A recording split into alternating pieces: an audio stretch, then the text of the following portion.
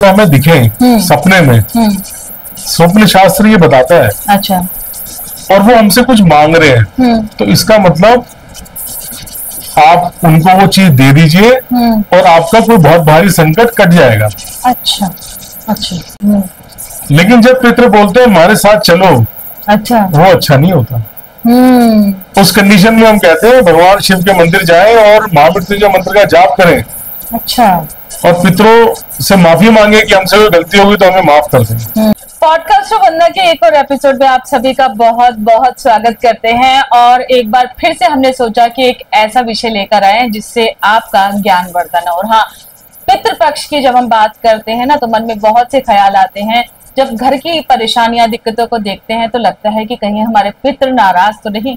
और ऐसे में हम कभी कभी जब किसी से बात करते हैं या कहीं राय लेने जाते हैं और वहां से भी पुष्टि हो जाती है कि नहीं, आपके पितृ नाराज हैं, तो शंका या फिर कहें तनाव बहुत ज्यादा बढ़ जाता है। तो क्या होता है पितृपक्ष? पितृपक्ष में कैसे, अगर आपके पितृ, आपके जो देवता कहे जाते हैं पितृ, वो थोड़े से रुष्ट है और आपको लगता है कि इस बार हम मना ले और बहुत सरल सहज तरीके से मनाए, बहुत ज्यादा जो कहते हैं ना इसमें इफ एंड बट्स ना हो, तो चलिए आज ऐसा ही बहुत इजी इससे तरीके से हम पितृपक्ष क्या है उसे समझेंगे। और आपके सभी सवालों के जवाब देने के लिए हमने पर फिर से अपने साथ आज आमंत्रित किया है हमारे आज के जो गेस्ट हैं आचार्य अजीत सप्सी जी को। सर, आपका बहुत बहुत स्वागत। धन्यवाद वंदना जी, आपका बहुत बहुत धन्यवाद। और आपके सभी दर्शकों को मेरा नमस्कार।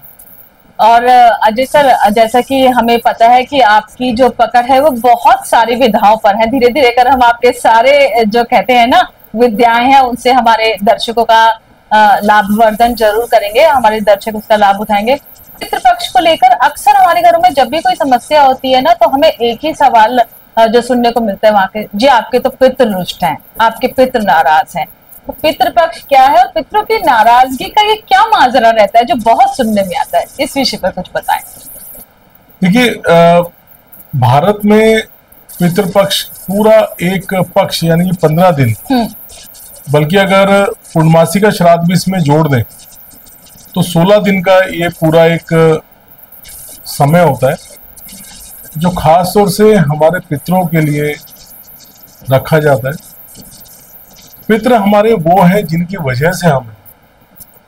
और अगर आप दुनिया में देखें तो सारी दुनिया में सभी लोग, कोई भी किसी भी जगह का है, चाहे वो एशिया से हो चाहे वो अमेरिका से हो, हर जगह पे लोग अपने पूर्वजों के प्रति अपनी कृतज्ञता देने के लिए, वो ट्रिब्यूट देने के लिए कोई ना कोई उत्सव या कोई ना कोई दिन वो रखते हैं। भारत में ये परंपरा और विस्तृत है, बड़ी है। वो इसलिए है क्योंकि हम यहाँ पे अपने पितरों को सदैव याद रखते हैं। गरुड़ पुराण, उसमें बड़ा वर्णन मिलता है इन चीजों को। अच्छा।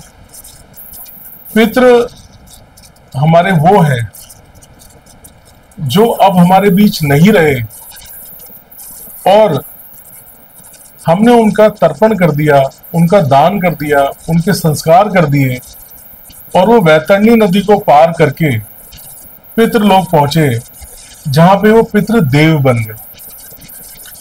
यदि वो देव नहीं बने, हमने उनके लिए जो करना था वो नहीं किया,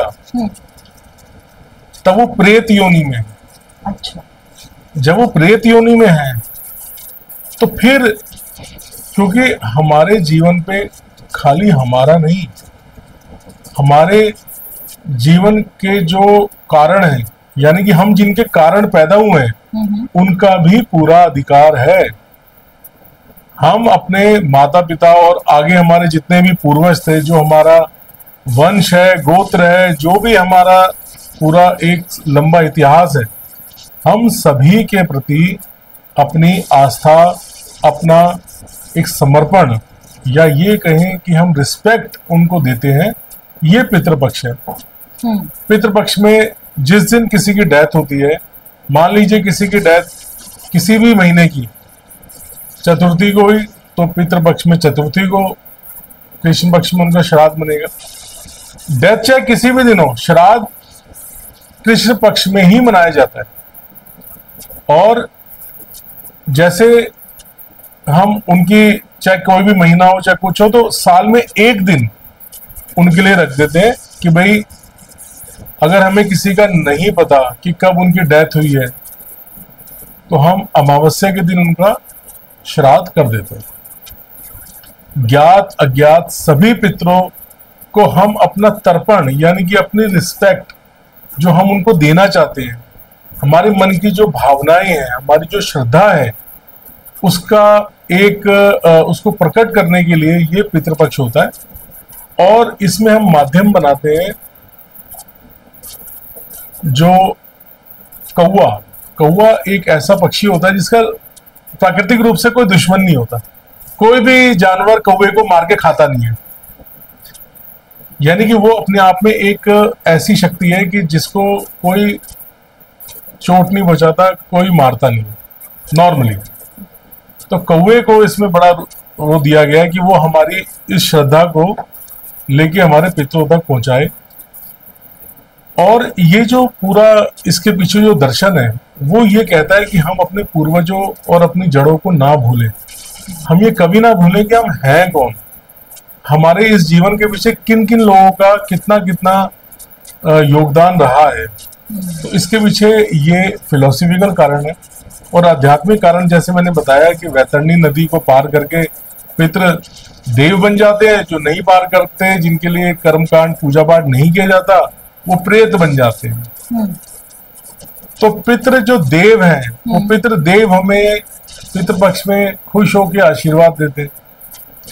राहु केतु शनि और सूर्य की अवस्थाओं के अनुसार कुंडली के अंदर हॉरोस्कोप के अंदर योग बनते हैं। पितृदोष, पैतृक दोष, कालसर्प दोष, यही वो दोष है जो हमें बताते हैं कि हमारे पितृ नाराज हैं।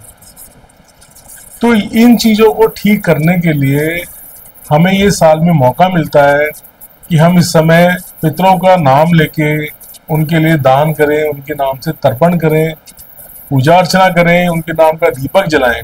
यानी कि अगर इन टोटलिटी देखें तो हम अपने पितरों को याद करें। सभी सभ्यताओं में होता ही, हमारे यहाँ इसको और व्यापक रूप से किया जाता है।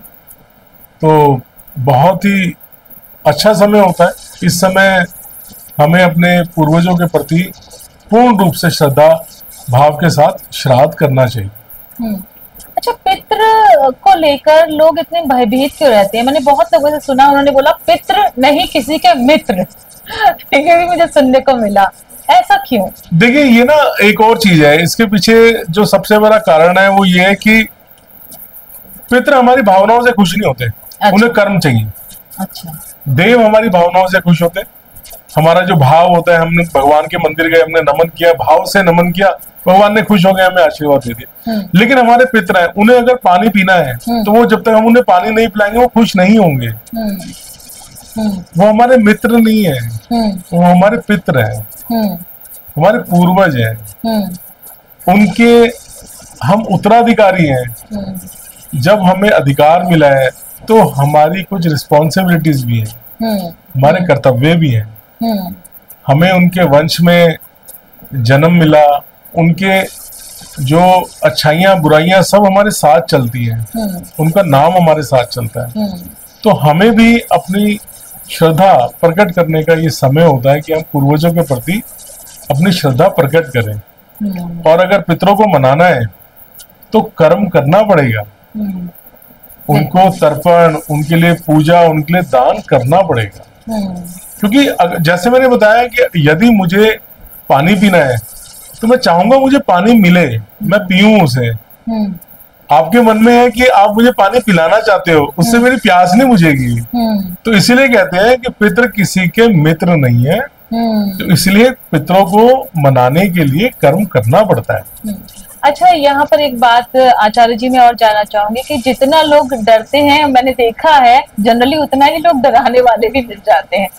तो पितृपक्ष में सपोज दैट कि किसी को लग रहा है कि कुछ चीजें ठीक नहीं चल रही, पितृ थोड़े से रुष्ट हैं, नाराज हैं, तो अब जो पितृपक्ष आ रहा है तो आपके नजर में कोई ऐसा सरल सटीक उपाय जो वो कर लें और उनके पितृ जो है थोड़े प्रसन्न हो जाए? देखिए, सबसे सरल और सबसे सटीक उपाय एक ही है। वैसे तो बहुत सारे उपाय हैं, नारायण नागबली है, ये है, वो है, दुनिया भर की पूजाएं होती हैं, बहुत सारे उपाय होते हैं। लेकिन सबसे सरल और सटीक उपाय ये है कि आप अपने पितरों को याद करें, नमन करें, उनके नाम से पक्षियों को, जिसमें कौवा विशेष है, गाय है, डॉग है, ब्राह्मण है, उनको दान करें, उनको कुछ खिलाएं। ऐसे ही हम समाज में और जो जगहें हैं, जैसे कोई ऐसी जगह, कोई ऐसे व्यक्ति हैं जिनको हमारी सहायता की आवश्यकता है, उनको कुछ सहायता करें। जैसे अनाथालय होते हैं, दृष्टिबाधित बच्चों का स्कूल होता है, जिन्हें समाज में सहायता की आवश्यकता है, हम यदि अपने पितरों के नाम से उनको सहायता देते हैं, ये सबसे अच्छा उपाय होता है।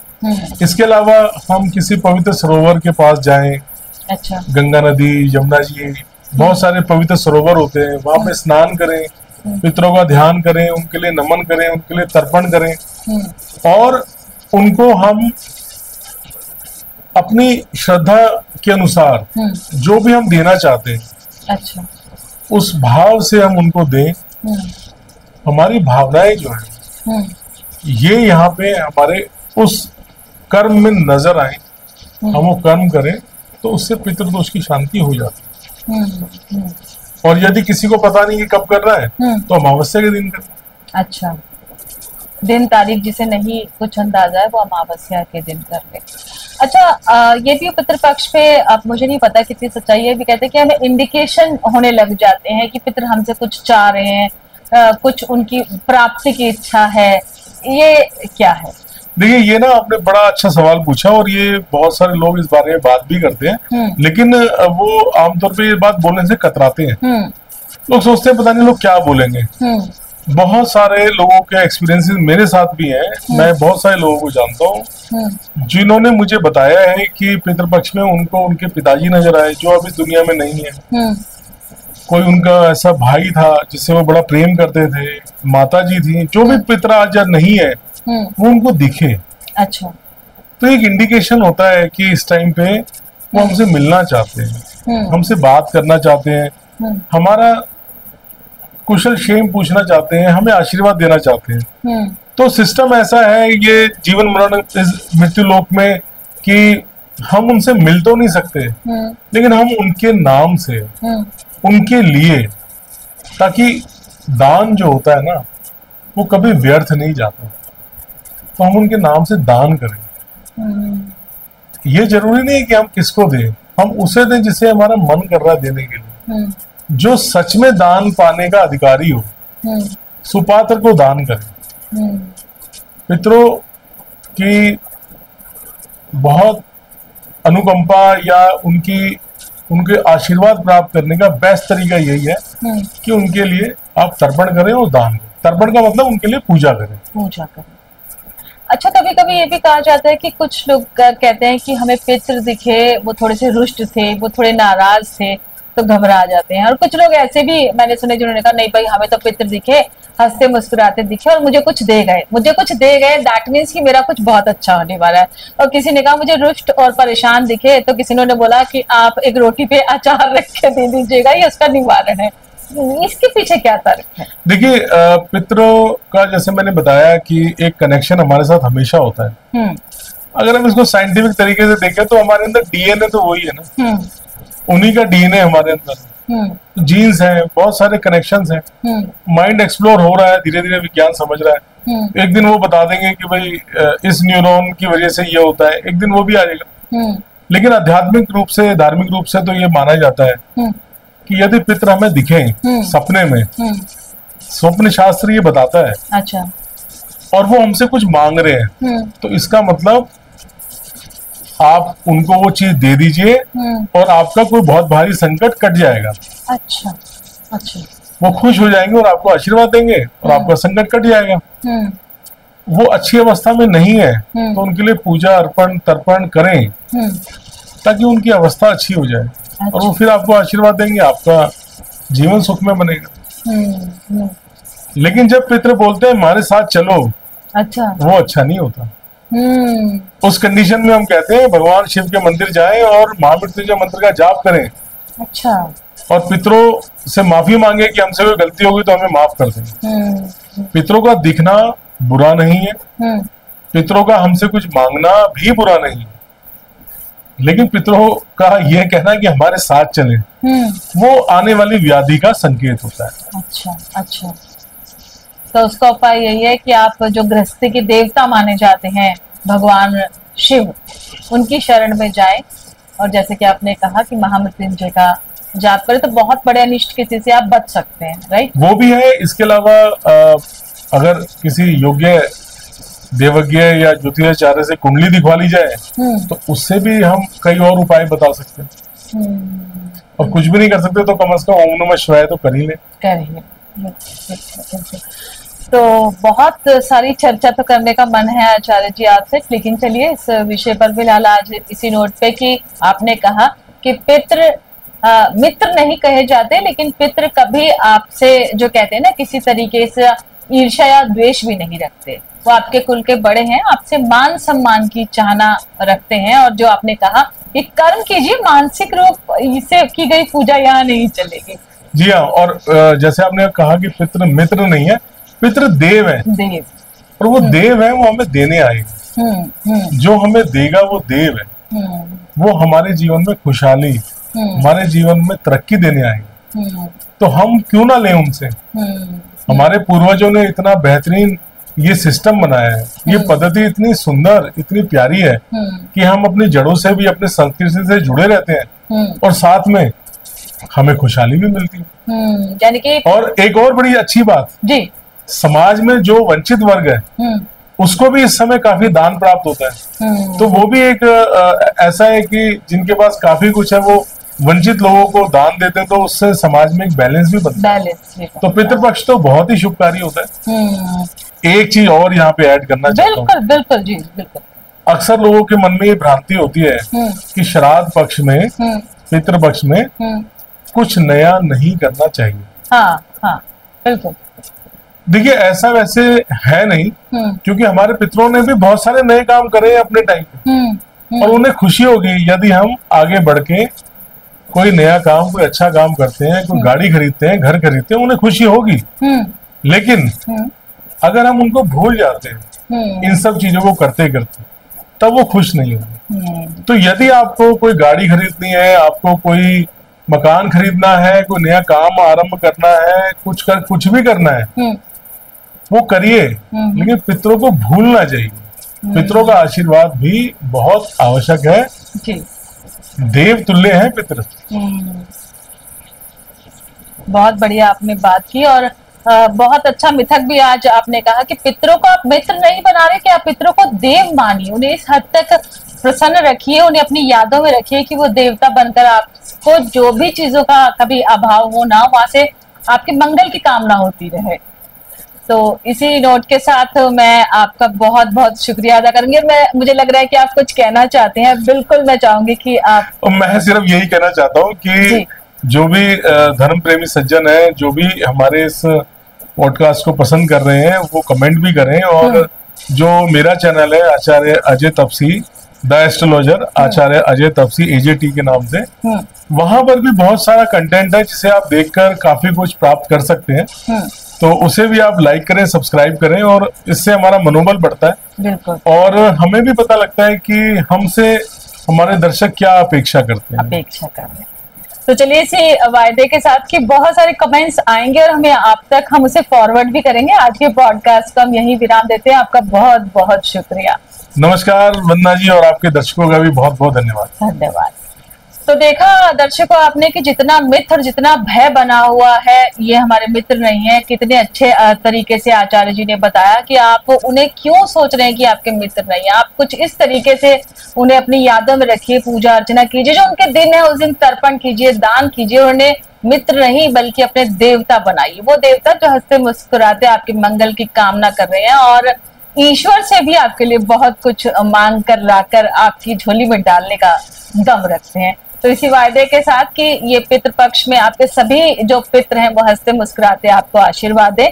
आज के पॉडकास्ट को हम यही समेटते हैं और चाहूंगी कि अगर आपको हमारी कोशिशें पसंद कर रही हैं तो फिर एक से बार आपसे गुजारिश करूंगी कि आप इसे लाइक, सब्सक्राइब और शेयर जरूर कीजिएगा। चलिए किसी और बातचीत के साथ मिलते हैं इसी प्लेटफॉर्म यानी कि पॉडकास्टर बनना पर। आज दीजिए यही विराम। Take care, bye bye.